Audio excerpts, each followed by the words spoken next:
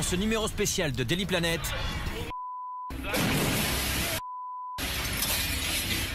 une météorite surgit de nulle part, sème la panique et le chaos sur son passage. Pourquoi n'étions-nous pas prévenus? Et d'autres sont-elles à prévoir? Le même jour, un astéroïde de la taille d'une piscine olympique a frôlé la Terre, passant même plus près que la Lune. Dans cette édition, nous reviendrons sur ces deux événements exceptionnels. Bienvenue dans Météorite russe, la vérité.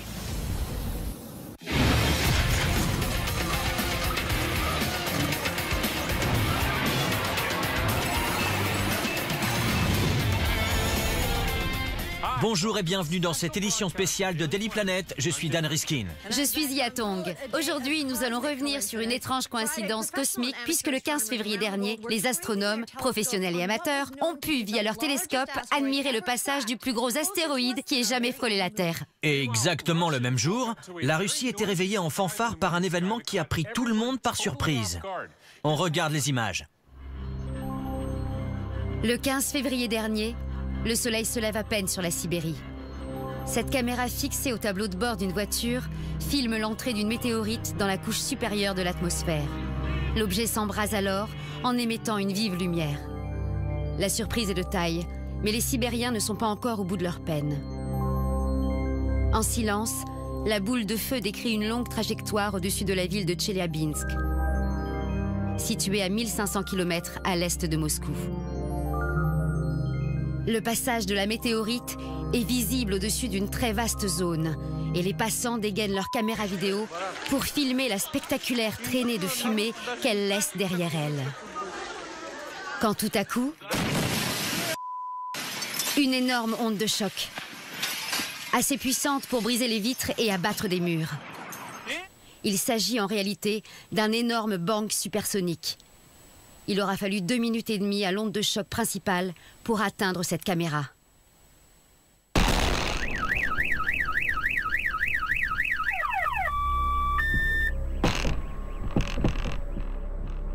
Après cette première explosion, une série de sons moins puissants se font entendre, comme des roulements de tonnerre pendant au moins 30 secondes.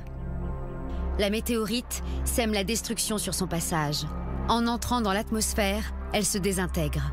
Des fragments de l'objet sont alors retrouvés jusqu'à 80 km de Tcheliabinsk. Au moins l'un d'entre eux atterrit dans un lac. Plus de 1000 personnes sont blessées, pour la plupart par des éclats de verre. Partout dans le monde, l'heure est à présent aux interrogations. Pour nous expliquer tout ça, nous avons avec nous Mark Boslow. Mark étudie les impacts de météorites et s'intéresse de près aux ondes de choc que créent ces explosions cosmiques. D'après les témoignages, il y aurait eu une première explosion, puis une série de bangs. Comment une météorite peut-elle faire ça?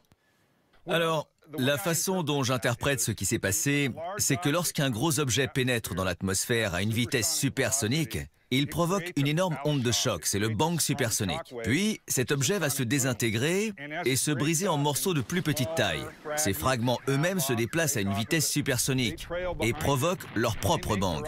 On entend donc un premier gros boom dû à la météorite en elle-même, suivi d'une série de booms moins puissants. Lorsque vous regardez les images qui ont été filmées en Russie, qu'est-ce que ça vous apprend sur cette météorite? Ce que je vois, c'est un gros objet qui pénètre dans l'atmosphère et qui file dans l'air. Du fait de la pression qu'exerce sur lui l'air dans l'atmosphère, il se brise en morceaux plus petits et finit par exploser. Parlez-nous de la traînée de fumée qu'elle a laissée. À voir les images, j'ai l'impression qu'il y en a 2. C'est significatif ou bien c'est moi qui imagine des choses? Non, en effet, j'en vois 2 moi aussi. Je pense que l'explication, c'est que la météorite s'est brisée en 2 morceaux assez gros, qui ont chacun laissé une traînée dans le ciel. Pourquoi les vitres ont-elles volé en éclats au niveau du sol? Expliquez-nous. Un bang supersonique, c'est une onde de pression. C'est une onde qui peut très bien faire voler les vitres en éclats. Même le bang supersonique d'un avion qui franchit le mur du son pourrait avoir ce genre de conséquences. Et ici, nous avons quelque chose qui est beaucoup plus gros qu'un avion. Il y a donc une onde puissante qui arrive à toute vitesse contre le verre et le brise. Dans le ciel comme ça, c'est un peu dur de se faire une idée, mais quelle taille faisait cette météorite? La taille d'un avion, d'une ville, d'une montagne? Donnez-nous un ordre d'idée. Pour cela, on peut comparer ce qu'on voit sur ces images à d'autres événements du même type qui ont été observés par le passé. Il y a déjà eu des événements assez importants, moins bien couverts que ceux-ci en termes de vidéos, mais il y en a eu quelques-uns comme par exemple en 2009, en Indonésie et en Afrique du Sud. Et puis, également un en 1994, au-dessus des îles Marshall, dans le Pacifique Sud. Ces objets-là étaient dans la catégorie des 5 à 10 mètres. Ils mesuraient environ 10 mètres de diamètre. Et l'énergie explosive qu'ils ont dégagée était de l'ordre de plusieurs dizaines de kilotonnes, ce qui correspond en gros à l'explosion d'Hiroshima. Comment est-ce qu'on a pu ne pas la voir arriver? Eh bien, tout d'abord parce qu'elle est arrivée du côté jour. Le soleil était levé, et ensuite parce que c'est un objet assez petit finalement. 5 mètres sur 10, ça peut paraître gros à l'échelle terrestre, mais ce n'est pas quelque chose qui va refléter beaucoup de lumière. Alors, pour voir un objet de cette taille de loin, il aurait déjà fallu avoir un télescope extrêmement puissant et puis surtout qu'il fasse nuit, ce qui n'était pas le cas. L'angle de pénétration dans l'air était-il significatif par rapport aux chances qu'avait la météorite de toucher le sol? C'est une très bonne question. L'angle joue un rôle, en effet. Un objet qui tomberait à la verticale rencontrerait moins de résistance dans l'atmosphère. Un petit objet pourrait donc toucher le sol s'il descendait à la verticale. Que se passerait-il si une météorite de cette taille touchait le sol? Ce serait quasiment impossible, tout simplement parce qu'elle se désintègre dans l'atmosphère.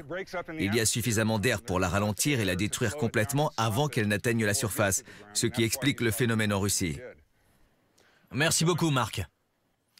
Depuis que cette interview de Mark Boslow a été réalisée, un peu plus tôt dans la journée, Mark a pu se livrer à des calculs plus précis. Il estime désormais que la force de l'impact de la météorite aurait été bien supérieure à 100 kilotonnes et aurait peut-être même atteint les 300 kilotonnes. Ce serait alors le plus gros événement de ce type à se produire depuis l'incident de Tunguska en 1908, là encore en Russie, un phénomène qui, aujourd'hui encore, laisse les scientifiques perplexes. Dans un instant, nous reviendrons sur l'autre événement cosmique du 15 février dernier. L'astéroïde de 50 mètres qui est passé tout près de la Terre. Le plus gros jamais observé aussi près de notre planète.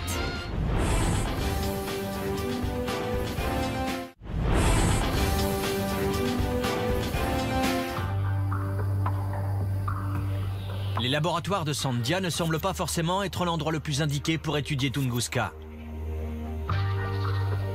Après tout, cet astéroïde s'est écrasé à l'autre bout de la Terre, il y a déjà plus d'un siècle. Ici, nous avons la modélisation d'une explosion statique. Nous y mettons les 5 mégatonnes d'énergie qui leur permettront d'exploser entièrement. Mark Boslow est expert en explosion nucléaire et aujourd'hui, il se propose de nous exposer quelques concepts autour des astéroïdes. Lorsqu'un astéroïde pénètre dans l'atmosphère et qu'il descend vers la Terre, il rencontre une importante résistance de l'air, ce qui le ralentit. Et puis le frottement avec l'air fait tellement grimper la température à sa surface qu'il se vaporise et finit par exploser. Longtemps, les chercheurs ont pensé que l'explosion de Tunguska s'était produite comme le montre cette modélisation.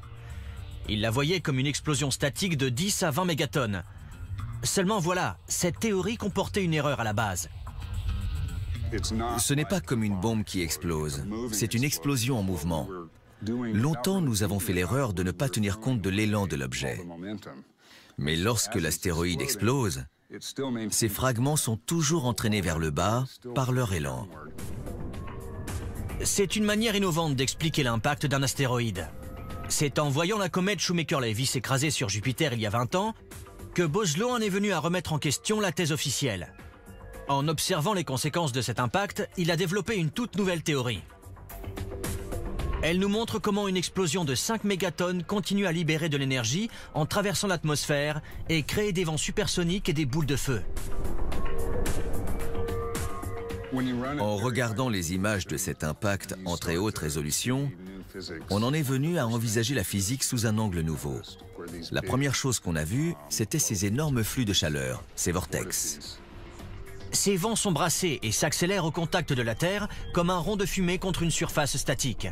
Ils créent eux-mêmes du mouvement et l'alimentent. Les matériaux prennent de la vitesse dans ce canal ici. Cela crée cette colonne qui va monter jusque dans l'espace. Il y a donc cette énorme colonne de gaz qui monte jusque dans l'espace et puis redescend au-dessus de l'atmosphère. Pour comprendre comment cette théorie s'applique à Tunguska, il nous faut repartir quelques années en arrière, car Mark Boslow n'est pas le premier chercheur à s'intéresser à ce qui s'est réellement passé ici le 30 juin 1908.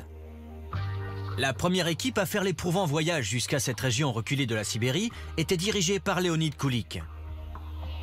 C'était en 1938, soit déjà 30 ans après l'événement. Ces vieilles photographies m'ont toujours fasciné, et la chose que j'avais remarquée, c'était que la chute des arbres semblait liée à la topographie.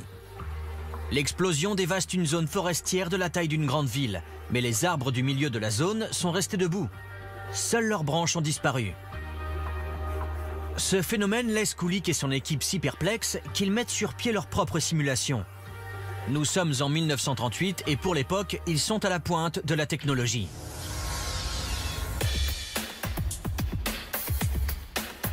« 70 ans plus tard, il ne faut pas moins des 7200 processeurs d'un des superordinateurs les plus rapides au monde pour nous fournir une explication. Le jet de vapeur brûlante n'est pas arrivé jusqu'à la surface. Ce qui est arrivé jusqu'à la surface, c'est l'onde de choc, le souffle. Il y a donc eu des vents très violents à la surface, mais ils n'étaient pas chauds. Voilà pourquoi les arbres n'ont pas été incinérés, mais couchés par la puissance du souffle. Il y a donc bien eu un souffle, mais il semblerait qu'il n'y ait pas eu de tempête de feu. Et l'explosion dont les chercheurs estimaient la puissance entre 10 et 20 mégatonnes n'a en réalité certainement pas dépassé les 5 mégatonnes. Alors que la NASA se concentre sur les astéroïdes de plus d'1 kilomètre de diamètre, Mark Boslow estime lui qu'il devrait également s'intéresser aux éléments plus petits. Les météorites de moins de 100 mètres, comme celle qui a dévasté Tunguska, pourraient elles aussi provoquer d'importants dégâts. Voici ce qui se passerait si une météorite du type Tunguska pénétrait dans notre atmosphère. Ce grand vortex, ici à la base, il fait environ 2 km de diamètre. C'est un grand disque de destruction autour du point zéro. Si cette météorite tombait sur une ville, elle provoquerait un incendie géant qui dévasterait tout le centre-ville. En plus d'étudier les explosions sur Terre, cette technologie lui permet également de comprendre ce qui se passe dans l'espace. On va prendre l'exemple de l'astéroïde Golevka. Il n'est pas sur une trajectoire de collision avec la Terre, mais il se trouve que nous avons des informations précises sur sa forme. Il fait la taille d'un stade de football. Boslow nous montre ce qui se passe lorsqu'on le fait exploser avec une bombe de 10 mégatonnes. On crée une énorme cavité au centre de l'astéroïde, ce qui provoque l'accélération de la roche vers l'extérieur. Il commence à se fragmenter, on voit ces grosses fractures radiales qui se créent, ces énormes morceaux de roche qui se détachent et qui accélèrent dans l'espace. Ces morceaux de roche pourraient rester dangereux s'ils étaient sur une trajectoire de collision avec la Terre. Si naïvement on pensait qu'en cas de danger, il suffirait de le faire exploser et que les fragments ne seraient plus dangereux, eh bien c'est faux. Et dans les cas les plus extrêmes, en le brisant en 1000 morceaux, on pourrait même déclencher une pluie d'astéroïdes. Ce serait vraiment l'option de la dernière chance. On se retrouverait avec une pluie d'objets de la taille de celui de Tunguska qui déferlerait sur tout un hémisphère. Ce serait probablement encore pire, un scénario hollywoodien.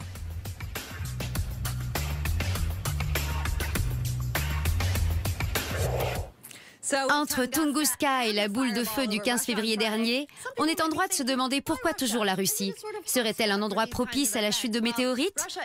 Eh bien, si la Russie est plus souvent touchée, c'est uniquement en raison de sa taille gigantesque. Elle occupe en effet quasiment 1/8 des terres émergées. Oui, les météorites atterrissent au hasard.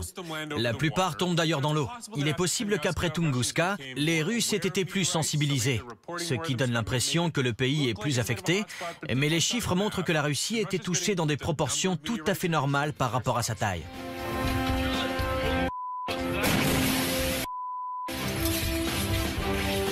Le 15 février dernier, une boule de feu traversait le ciel russe. C'est une météorite dont l'onde de choc a ébranlé des immeubles et a fait exploser toutes les vitres, faisant plus de 1000 blessés. Mais le plus étrange, c'est que ce n'était pas le seul objet céleste ce jour-là. Cet astéroïde, c'est 2012 DA14, le plus gros objet à avoir jamais frôlé la Terre de si près. Alors bien sûr, nous n'aurions pas pu le toucher de la main, mais il est tout de même passé à seulement 28 000 km de notre chère planète. Pour vous donner une idée, les satellites de communication ou de météo sur lesquels nous nous reposons sont plus loin que ça. Et la Lune, celle que nous regardons tous les soirs, eh bien, elle est 15 fois plus éloignée que ce rocher géant de l'espace. Et quand je dis rocher géant, je pèse mes mots. Regardez-le. D'après les calculs les plus récents, la météorite russe aurait mesuré entre 2 et 3 mètres de diamètre. Celle-ci mesure près de 50 mètres. Regardez sa taille par rapport à un terrain de football. Par chance, elle a poursuivi son chemin sans incident. Si un objet de cette taille venait à s'écraser sur Terre, ce serait la fin. L'explosion équivaudrait à celle de plus de 2 millions de tonnes de TNT. La force de l'impact serait telle qu'elle détruirait tout dans un rayon de plusieurs milliers de kilomètres. Pourquoi tant de puissance? À cause de sa vitesse. Cet astéroïde file à une vitesse de 8 fois supérieure à celle d'une balle de fusil. Et dans l'espace, vitesse égale puissance. La NASA et les agences spatiales internationales surveillent pas moins de 10 000 astéroïdes identiques à celui-ci. Ça, c'est la bonne nouvelle. La moins bonne nouvelle, c'est que d'après le directeur du programme de surveillance des astéroïdes de la NASA, ceux que nous connaissons ne représentent que 10% de ce qui existe. Il y aurait toute une nuée de ces astéroïdes qui attendent encore d'être découverts. Alors, on entend beaucoup parler de la possibilité dans le futur d'exploiter ces astéroïdes. Eh bien, pour vous donner une idée, Deep Space Industries, la société américaine leader dans ce tout nouveau domaine, a calculé que si nous pouvions récupérer ne serait-ce que 5% de l'eau présente sur 2012 DA14, le profit s'élèverait à 65 millions de dollars. Mais il s'avère qu'il serait impossible d'exploiter 2012 DA14 parce que son orbite autour du Soleil est plus inclinée que la nôtre et qu'il faudrait énormément d'énergie rien que pour l'atteindre. Mais la société affirme qu'il existerait des milliers de candidats parfaitement adaptés. Elle prévoirait même d'envoyer toute une armada de sondes étudier les astéroïdes géocroiseurs, et ce, dès 2015, et même de lancer une mission visant à ramener des échantillons sur Terre dans la décennie qui vient. Il reste tout de même une question. Combien de ces astéroïdes géocroiseurs existent-ils et quels dangers représentent-ils? La réponse en images. La violence règne dans notre système solaire et notre chère planète en porte les cicatrices. Des cratères d'impact, 180 au bas mot, embalafrent la surface. Pour certains, depuis des millions d'années. Il est possible que la vie ait commencé sur Terre il y a 3,9 milliards d'années à la suite d'un impact. La vie telle qu'on la connaît n'est certainement que celle qui a survécu au dernier impact majeur d'un astéroïde sur la planète. Jay Meloche aime la violence. C'est même son métier. Il étudie la violence géologique, les impacts d'astéroïdes. Cette marque sur la côte du Mexique serait en réalité la trace d'un gigantesque impact survenu il y a 65 millions d'années. Il serait l'œuvre d'un astéroïde d'une quinzaine de kilomètres qui se serait écrasé sur Terre. À l'échelle cosmique, ce n'est rien d'important, mais dans l'histoire de notre planète, c'est énorme. Assez énorme pour, selon certains, avoir causé l'extinction des dinosaures. La première chose que l'on sentirait, ce serait la secousse sismique. On sentirait la Terre bouger sous nos pieds. Après quoi, les millions de petits fragments de roches expulsés du cratère seraient propulsés dans l'atmosphère. Si ce n'est pas l'impact qui a provoqué leur extinction, ce sont ses conséquences. Les éclats rejetés chauffent la partie supérieure de l'atmosphère et la Terre se retrouve à ce moment-là instantanément calcinée, tandis que la chaleur redescend avec les éclats qui retraversent l'atmosphère dans l'autre sens. L'impact se découpe donc en deux phénomènes distincts. Le premier est surtout dévastateur pour la Terre et le second pour les océans, mais eux deux, ils affectent la planète tout entière. Aucun astéroïde de la taille de celui qui aurait anéanti les dinosaures ne devrait heurter la Terre dans un futur proche. Mais il y a tout de même Apophis, un bout de rocher de 250 mètres de diamètre qui déboule en direction de la Terre à 34 km/s. Il passera tout près de notre planète en 2029. En ce qui concerne Apophis, nous avons des données suffisantes pour, le cas échéant, calculer à l'avance où il s'écraserait et à quel moment. Pour cela, il suffit de rentrer les chiffres dans le calculateur d'impact qu'il a aidé à mettre au point. Si un astéroïde de la taille d'Apophis s'écrasait sur une ville comme Boston, il creuserait un cratère de 10 km de diamètre et ce serait quasiment toute l'agglomération qui serait détruite. Le ciel deviendrait très rouge, la température deviendrait très oppressante, comme s'il y avait 6 soleils dans le ciel. Les vêtements s'embraseraient, nous serions brûlés au 3e degré. Le papier prendrait feu, le bois brûlerait, les arbres entreraient en combustion spontanée et l'herbe s'embraserait. Et ça, ce ne sont que les premières minutes. Bien entendu, ce genre de choses serait extrêmement dévastateur. Un astéroïde relativement petit comme Apophis pourrait donc tout de même être fatal. C'est la raison pour laquelle les chercheurs planchent sur des moyens pour le dévier. Ils affirment qu'en cas de besoin, nous pourrions détourner Apophis. Et Meloche a sa petite idée sur la question. Dans l'espace, on utiliserait un miroir. Mais ici, je vais vous montrer avec cette loupe. Lorsqu'on concentre la lumière sur l'astéroïde, on vaporise le matériau. Et quand on le vaporise, en vertu du principe de la réaction de Newton, l'astéroïde se trouve poussé dans la direction opposée. Imaginez tout ceci à l'échelle interplanétaire, et voilà ce que ça donnerait. L'idée étant d'intercepter l'astéroïde bien avant qu'il ne s'approche.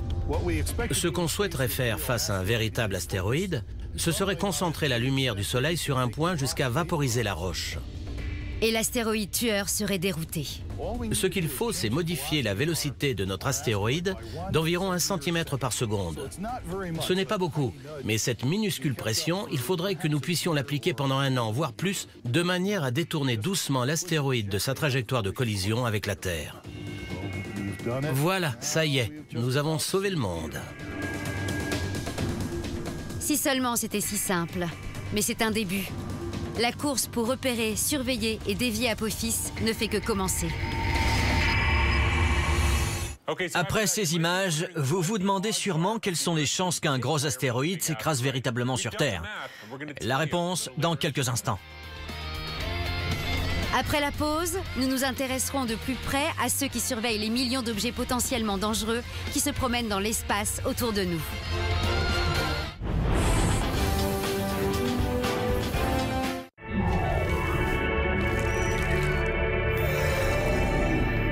C'est bientôt l'été, donc on vous offre un apéro aux saveurs scientifiques.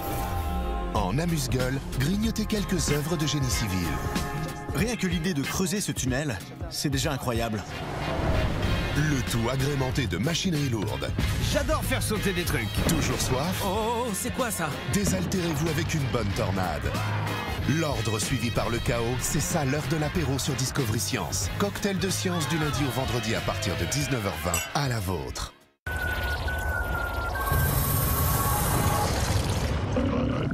Certains sites vous font croire que leurs pneus sont toujours moins chers.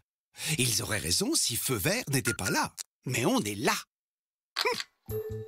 Exemple, ce pneu Continental. Chez Feu Vert, 45 €. Moins cher que sur les autres sites. Regardez notre étude. Feu Vert, expert et en plus moins cher.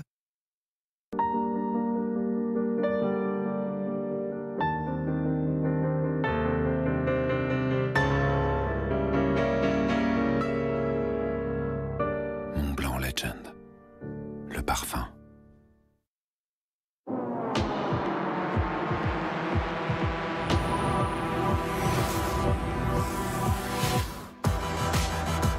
Un battement, une pulsation, une connexion. Vivez une nouvelle expérience. Nouvelle Nissan Pulsar. Votre 6e sens. Nouvelle Nissan Pulsar. La berline compacte à partir de 209 € par mois, sans apport, sans condition, avec 4 ans d'entretien inclus. Démarrez l'expérience. Dragibus, à vous de jouer. Come on everybody, won't you clap your hands? White folks do it on time if you can.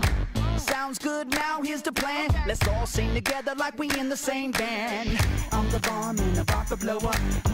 I'm the bomb and I'm about to blow up. Et vous, quel est votre Dragimania? Haribo, c'est beau la vie pour les grands et les petits. Et découvrez la nouvelle sensation Dragibus Peak.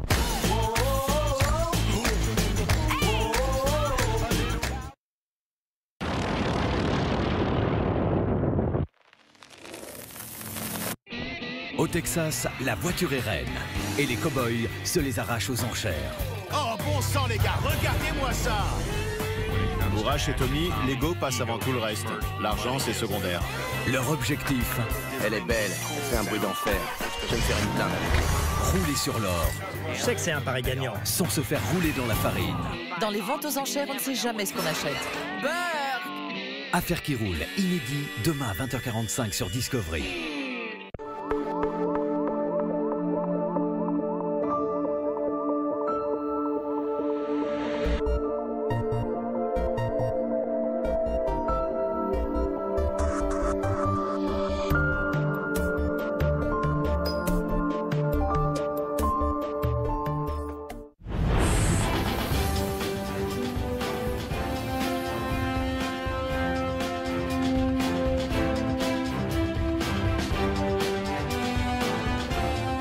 sommes de retour pour la suite de ce numéro spécial consacré à la météorite russe du 15 février. Et nous nous penchons non pas sur un, mais deux événements célestes exceptionnellement rares. Le 15 février dernier, en Sibérie, au lever du jour, cette caméra filme par hasard une météorite qui pénètre dans la couche supérieure de l'atmosphère et s'embrase. Tout se déroule dans le silence, mais pourtant, le chaos approche à la vitesse du son. Les passants dégainent leur téléphone portable pour filmer la longue traînée de fumée qu'elle a laissée derrière elle, quand tout à coup, un énorme bang supersonique. Le souffle est si puissant qu'il brise les vitres et fait trembler les murs. La météorite sème la destruction sur son passage. Plus de 1000 personnes sont blessées, surtout par des éclats de verre. Des fragments de la météorite s'écrasent à plus de 80 km à l'ouest de Tcheliabinsk.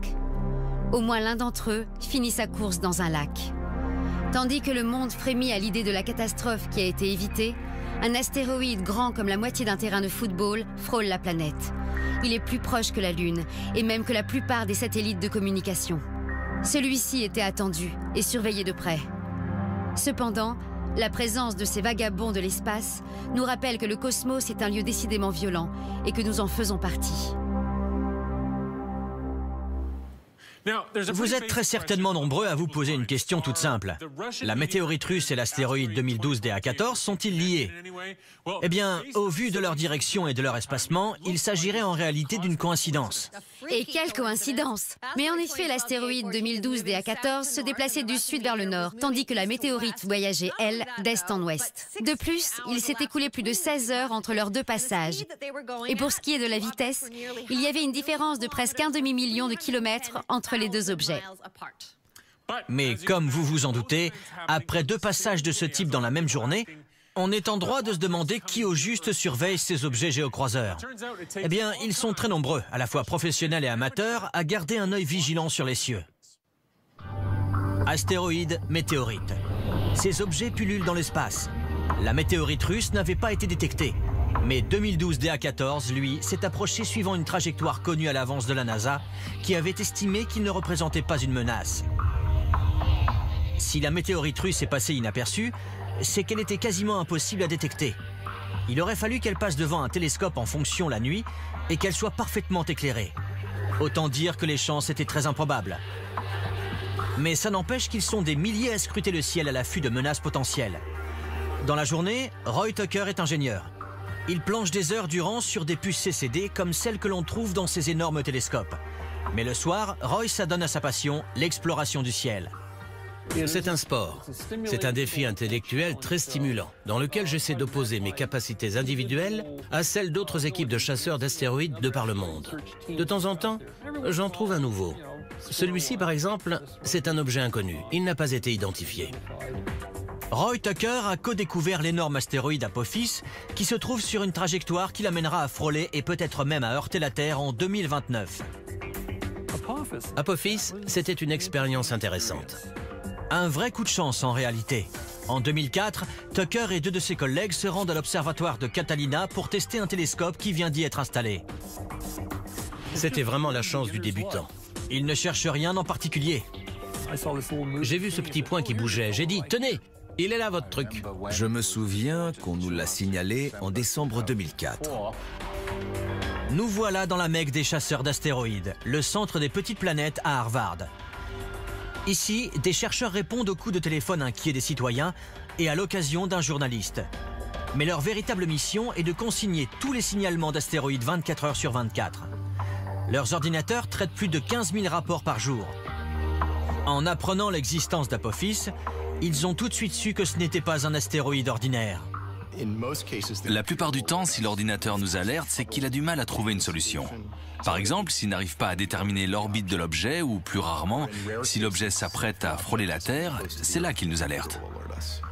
C'est le moment où on a l'adrénaline qui monte. Il faut alors se calmer, souffler un bon coup, préparer le rapport astrométrique et l'envoyer. C'est par la suite que nous avons calculé qu'il ne passerait qu'à environ une trentaine de milliers de kilomètres de nous le 13 avril 2029. Et là-dessus, on a appris qu'il devait s'approcher un vendredi 13. C'était un peu trop. En quelques jours, La probabilité d'un impact ce jour-là a été divisée par 37. C'est devenu une obsession, un besoin, comme la pêche. Je crois que c'est un instinct ancestral chez l'homme que de chasser quelque chose, de chercher quelque chose qui ait de la valeur. De leur côté, des étudiants de l'Institut technologique de Géorgie travaillent à amasser des informations. Ceux qui se font appeler Team Blast ont d'ailleurs imaginé un moyen de suivre Apophis minute après minute. Leur concept ? Des sondes embarquées sur un vaisseau spatial qui voyagerait 9 mois dans l'espace avant d'atteindre Apophis. Après 1 mois ou 2, nous commencerions à lancer des impacteurs balistiques, ce qu'on appelle des bouées. Les bouées seraient lancées sur 2 côtés opposés de l'astéroïde pour ne pas le dévier. Chaque bouée serait équipée de senseurs pour mesurer la température et la vibration. Le vaisseau mère transmettrait ces données à la Terre. Tout ceci peut paraître assez simple, mais il y a une chose que les étudiants ne peuvent pas maîtriser sur Apophis, c'est sa forme. C'est un ellipsoïde à 3 axes, ce qui veut dire qu'il est de forme différente dans les 3 directions. Ça nous complique la tâche, puisqu'il va falloir utiliser diverses techniques d'intégration numérique. Il faut également tenir compte de la radiation solaire qui va repousser l'astéroïde, ou des autres planètes qui vont au contraire l'attirer. Chez Spaceworks, une société basée à Atlanta, les ingénieurs ont développé un concept de surveillance des astéroïdes comme Apophis qui se veut résolument low-tech. Le vaisseau spatial est tout petit. Il ne fait pas plus d'1 mètre cube. Il possède un nombre limité d'instruments, un appareil photo et un altimètre laser. À partir de là, si on connaît la position relative d'Apophis et celle du vaisseau par rapport à la Terre, on peut déterminer de façon précise où se trouve Apophis. 22 jours après son lancement, ce minuscule vaisseau spatial entrerait en contact avec l'astéroïde. Nous pouvons ainsi l'observer, prendre des photos et analyser la façon dont il tourne. Nous pouvons observer ses axes de rotation et recueillir toutes sortes d'autres informations qui nous seront utiles pour déterminer sa trajectoire future. Observer et suivre Apophis depuis l'espace peut être le seul moyen de déterminer son orbite. Nous avons à la fois des télescopes et des radiotélescopes avec lesquels nous pourrons le suivre quand il s'approchera. Mais en attendant, c'est très difficile de le localiser précisément depuis la Terre. Ils ont beau être nombreux à scruter le ciel, la seule chose dont nous soyons sûrs, c'est que nous ne sommes sûrs de rien. Si nous devons un jour tenter d'arrêter un astéroïde qui nous fonce dessus, il faudrait tout d'abord connaître sa composition. Mais ce n'est pas si facile, et nous vous dirons pourquoi dans un instant.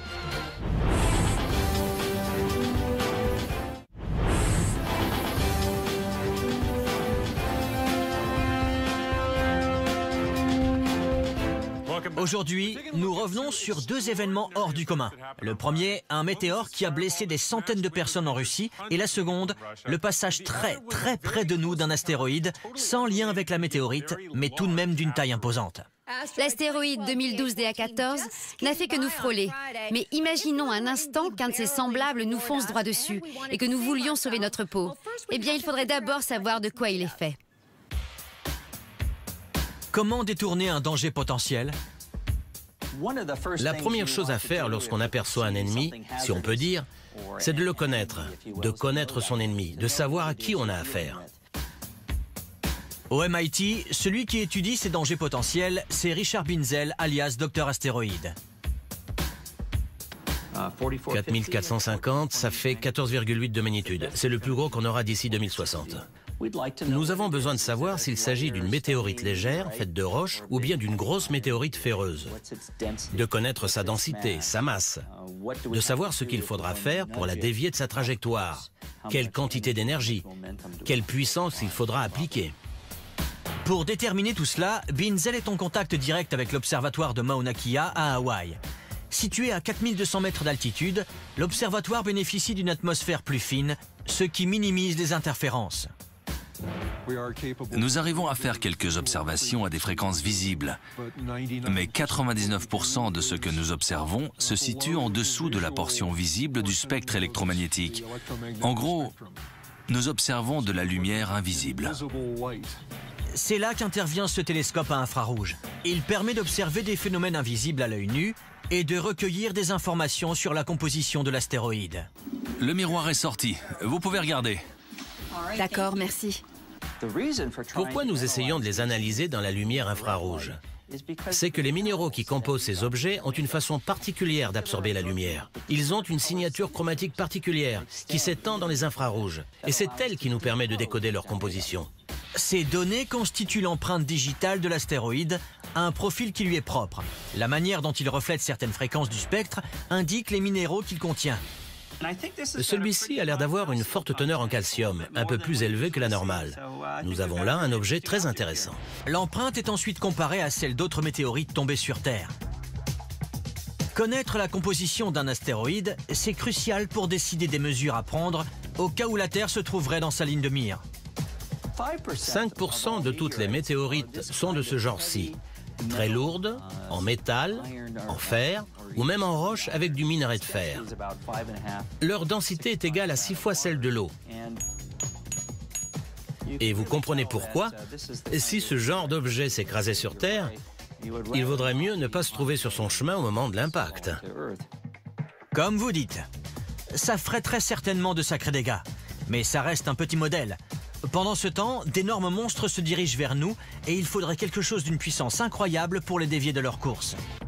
C'est à se demander si, dans le cas où l'un de ces objets fonçait effectivement sur nous, nous aurions vraiment la possibilité de faire quelque chose pour l'arrêter.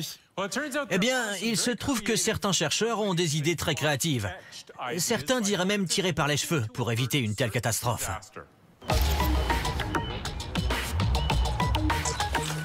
Difficile de voir le lien entre Glasgow et Apophis.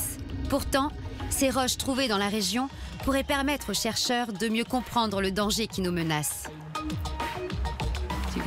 En observant les cratères, on voit s'il va créer des débris ou même se fragmenter. Il s'agit de sauver la vie sur Terre. L'impact d'un astéroïde comme Apophis tuerait des millions de gens, détruirait des villes entières, éliminerait tant de choses de la surface de la planète.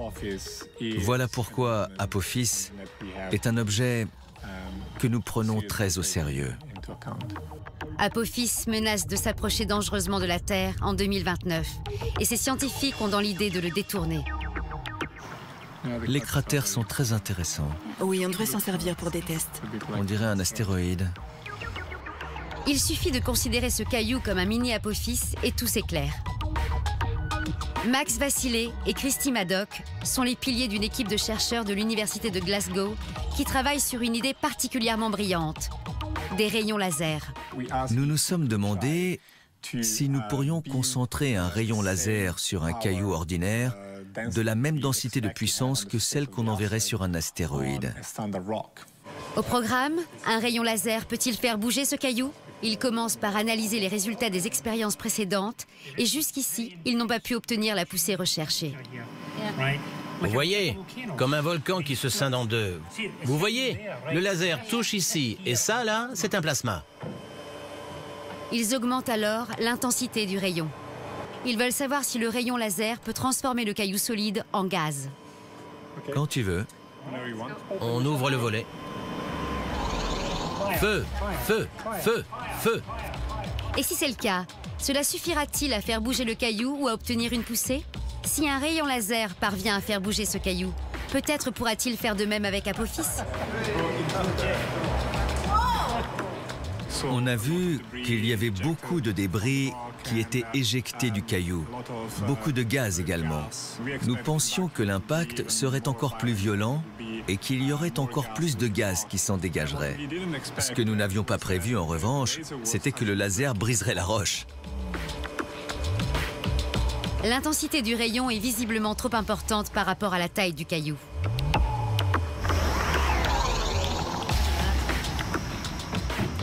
C'est parfait. Ouais, c'est même mieux que prévu. Tout ceci constitue un travail de longue haleine pour faire dévier Apophis de sa course. Vassilé a étudié plusieurs manières de modifier sa trajectoire. Nous pourrions le repousser, le faire exploser, le tirer et même le peindre. Mais sa solution préférée reste la sublimation solaire, la même que Jay Meloche. C'est une solution très efficace. Nous obtiendrions une énorme déviation tout en envoyant une masse limitée dans l'espace et sans forcément avoir besoin de s'y prendre des années à l'avance. Mais pour que la solution de Meloche fonctionne, il faudrait envoyer dans l'espace un immense miroir d'1 kilomètre de long, voire peut-être même 10 kilomètres. Vassilé, lui, a eu une idée différente. Je savais qu'un immense miroir serait difficile à envoyer dans l'espace pour toutes ces raisons. C'est alors que j'ai pensé à utiliser plusieurs miroirs. Des miroirs plus petits, de manière à ce qu'il soit plus facile à contrôler. Chaque vaisseau serait de petite taille et facile à contrôler, et il suffirait ensuite de superposer les rayons. Selon ses calculs, il faudrait 20 vaisseaux qui transporteraient chacun un miroir de 30 mètres. L'idée serait de créer une nuée de miroirs pour concentrer la lumière sur un point précis de l'astéroïde, comme le rayon laser sur le caillou. Ces miroirs abeilles chaufferaient la surface de l'astéroïde à 2000 degrés. Cette énergie serait suffisante pour expulser le gaz avec une certaine vélocité. Par réaction, cela créerait une poussée qui modifierait le mouvement de l'astéroïde. Il suffirait de modifier la vélocité d'Apophis d'une infime fraction. Selon Vassilé, les miroirs abeilles pourraient suffisamment faire dévier Apophis pour nous placer définitivement hors de danger. Cela suffirait à écarter Apophis de son orbite d'une distance qui serait égale à celle de la Terre à la Lune. Le plus difficile dans tout ça, placer les miroirs abeilles sur la bonne orbite. Si on avait des fonds illimités et une quantité illimitée de carburant, ce serait très facile. Le problème, ce n'est pas seulement de déterminer l'orbite. Dans ses calculs, Christy Maddock doit en effet tenir compte de la gravité de l'astéroïde, qui est imprévisible, mais aussi de la poussée du Soleil. Comme nous utilisons des miroirs immenses, ils fonctionnent comme une voile solaire. Par conséquent, la lumière du Soleil repousse les vaisseaux. Ce que nous avons essayé de faire, c'est intégrer ça dans notre conception. Et nous en avons conclu qu'il fallait que les vaisseaux soient le plus petits possible et que la majorité de la masse soit celle du miroir. Elle intègre également ce qu'elle a observé dans l'expérience d'aujourd'hui. La chose qu'on a découverte aujourd'hui, c'est qu'il y a beaucoup de fragments qui sont expulsés dans tous les sens. C'est quelque chose que nous n'avions pas prévu. Les astéroïdes ne sont pas une substance uniforme. Ce ne sont pas des morceaux de roche uniformes. Il peut y avoir des projections de débris. C'est quelque chose dont nous devons tenir compte pour déterminer l'orbite des vaisseaux. Il faut qu'ils soient assez éloignés de l'astéroïde pour ne pas risquer d'être heurtés par les projections. Il reste manifestement beaucoup de chemin à parcourir, mais la technologie de base, elle, existe déjà. Pensez au GPS par exemple, un réseau de 32 satellites placés en orbite autour de la Terre. Vassilé envisage justement de placer un réseau similaire autour d'Apophis. 5 ans minimum avant la date à laquelle est prévue la rencontre avec Apophis, nous devrions avoir une constellation de ce genre dans l'espace. Et d'ici à ce que nous ayons établi de façon certaine l'orbite d'Apophis, la technologie devrait être au point. Cette émission était consacrée à une météorite en particulier, celle qui a illuminé le ciel de Russie. Mais figurez-vous qu'il en tombe tous les jours et que pour la plupart, elles ne sont pas plus grosses que ces grains de riz. Elles passent totalement inaperçues puisqu'elles s'embrasent et fondent dans l'atmosphère. Je sais qu'ils ont la taille d'un grain de riz, mais ça n'empêche qu'ils sont des millions à pilonner la Terre tous les jours. Mais ce n'est pas tout. Environ 2 fois par jour, une météorite de cette taille nous tombe dessus. Ça, ce n'est pas bon du tout. Et à peu près 1 fois par semaine, c'est un de la taille de ce mini-frigo. Mais rien de tout ceci n'est dangereux. Non. Et 1 fois par an, c'est une météorite de la taille d'une voiture qui pénètre l'atmosphère, de la taille d'une petite citadine. Même avec un objet de cette taille, nous n'avons toujours rien à craindre. En revanche, c'est à partir de cette taille que l'on percevra une onde de choc à la surface.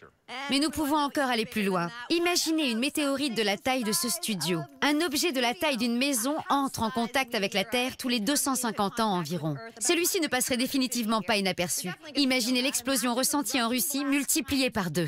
Alors, quelles sont les chances pour une personne de voir une météorite lui foncer droit dessus? Eh bien, nous occupons environ 1 mètre carré, ce qui veut dire que nous avons chacun une chance sur 20 milliards d'être touchés par une météorite. Autrement dit, à peu près autant que de tirer à pile ou face et de tomber sur face 44 fois d'affilée.